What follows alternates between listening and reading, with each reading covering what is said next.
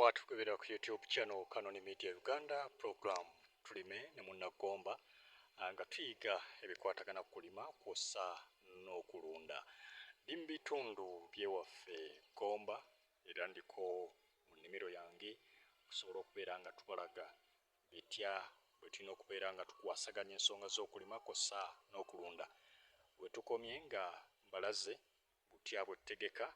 ennimiro y'emmwanyi bino eby'ekittooke mbisimbye ku ntwandikwa y'omwaka guno adoozo birabe bituuse twasima Amabanga fuuti zaali 10 ku 10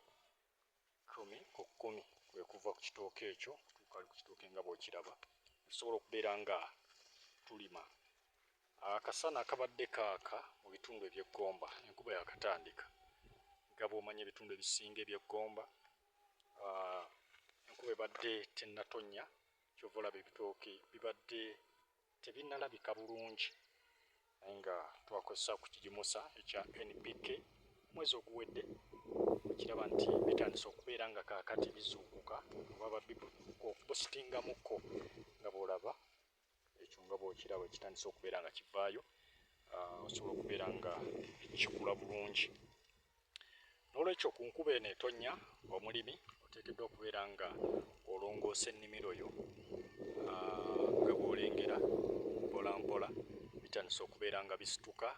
olw'ensonga nti akasana kabadde kanjimukko bisobola okubeera nga ate bibadde tebinavaayo bulungi n'olwekyo ebitooke nabyo tusimba 10 ku 10 naye era kisinziira kyogenda okubeera ng'oyongeramu okusimba kyekikuwa ensimba y'ebitooke ebyo ndaba omulungi atugobera Kanoni Media Uganda n'olwekyo mu pulogulaamu yaffe eno tulime ne munnagomba tujja kubeera nga tutunuulira ebikwatagana kulima okulunda obutonde bw'ensi nabwo tujja kubeera nga tetubusuula muguluka ensonga zisobola okubeera nga zitambulira ddala bulungi nnyo abatugoberera nga muli emitala w'amayanja weebuuza ssente nziteekemu ki zenkoze bweru abamu sindika ne bazibba osobola okubeera nga otandikawo ekintu ekikalu gamba oguze polotizo oguze ettaka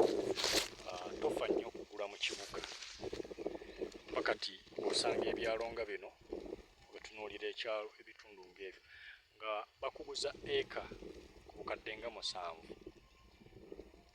eka emu oba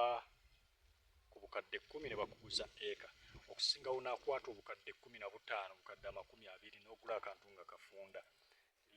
ye n'eggomba nga bw'olengerayo ettaka lyetadde bulungi mu mbeera bw'etyo yeyo main egenda mu Kanoni town oba oyise mu bitundu bino ebyebulo yeyo main yaffe egenda oluguudo olutunakolebwa koolaasi ebitundu bitandise okubeera nga nabyo bikula kuko olengera kati ke katundu akayitibwa Kaalo nekyegonza n'olwekyo okola ssente zisobola okugamba nti leka ngende mu kyalo eka 2 nteekeko emiti kitegeeza okomawo obeera olina wootandikira obeere wantu nga wagazi bulungi osobola okubeera ngaokolerawo bizinesi ez'okulima ez'okutunda ensonga nezisobola okubeera nga zitambulira ddala bulungi ate naawe wali kuno osobola okugamba nti na poloti bwange mu kibuga nsobola okutundako kamu ate nengula ewantu wagazi wesobola okubeera nga nkolera ebintu ebisobola okubeera nga bivaamu nti bw'otunuulira olusuku lwange luto lwebo lututte eka emu okuva n'wenyimiridde n'otunula eri gye lukoma awo bw'otyo nga bw'olengera mpola mpola n'olwekyo omusana gwe gubadde gulwisizza obubi naye tugenda kubeera nga ate tutereeza mu mbeera ey'enkuba eno etonya n'olwekyo abalimi tugende maaso n'okubeera nga tulima tutereeza ennimiro ate tusobole okubeera nga tusuubira kinene mu makungula abasimbye kasooli kati onaiva wange ye yasimba kasooli bwatyo bwe yenkana wano nyimiridde ku lusalosalo lwa nnimiro nga bw'olulengera kati awo wano sayidi eno ye wali olusuku sayidi eno ye neiba wali kasooli kitegeeza nti omulimi oba omuntu ali eyo n'ofuna ekibangirizi kyo nga kiva eri nga bw'olaba ekkubo eryo lijja ne kikkirira ng'osimbye mu kasooli bwe kityo osobola okubeera nga ate ekintu kitambulira ddala bulungi. Neziri z'olengera nnimiro gomba ayawulwamu ebitundu bibiri atugoberera omulungi. Manyi abamu bagamba gomba balunzi, nedda kino ekitundu kyendimu kibayita gomba east. Tuli balimi tetuli balunzi nnyo. Abalunzi ebali eri wansi mu gomba west yabannaffe abanyankole banyarwanda basinga okubeera nga beera mu bitundu ebyo bya gomba kyayi bwe batyo. Nolwekyo kyekinjagadde okubeera nga nkulaga bw'ofuna akasente osobola okubeera nga oteekateeka n'ogula. Kati mu Uganda tewakyali wantu wala, napuliriza omulungi, bw'ofuna ssente mu Uganda tewakyali wantu wala. Oba oguze nakasongola, oba oguze wa kasita ofuna ebiwandiiko nti wo mwana wattu kijja kubeera nga kikukolera. Totyagamba nti ate bantu tewala nnyo. Kati ewaffe Gomba twalabanga ewala,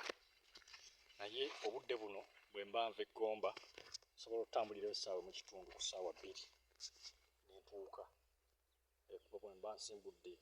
bamala okukola puroguramu bwe nti ku lunaku olw'omukaaga nensimbula ku ssaawa 5 wenjinyukiramu, kitegeeza ku ssaawa nga 7 mba ntuuse Gomba. 7-8 mba ntuuse Gomba, kitegeeza osobola n'okulimako akawungeezi. Nolwekyo tewakyali wala, enguudo zikoleddwa zonna ezifuluma Kampala. Nolwekyo olina kweseetinga bulungi nesobola okubeera nga zikutambulira ddala bulungi. Awo wetugenda okukomekkereza olunaku olwaleero, nange ngende mpummulemu. Manyi tulime okuva ku ssaawa mmeka, zino zigenda kukoona 7. Nolwekyo nange ngende mpummulemu.